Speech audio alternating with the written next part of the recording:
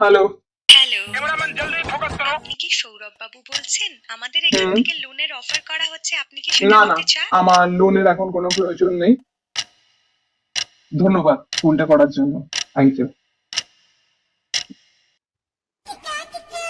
কি ব্যাপার এভাবে দেখছো? না না, কিচ্ছু না। আবার সন্দেহ করছিলে? না না না না না, আমি সন্দেহ থোড়ি করি। তো তুমি না এমনি বলো, ভাল লাগে না। তো ভাবছিলুম হয়তো মা হয়তো ফোন করেছে, আমার ফোনটাতে হয়তো পায়নি তাই।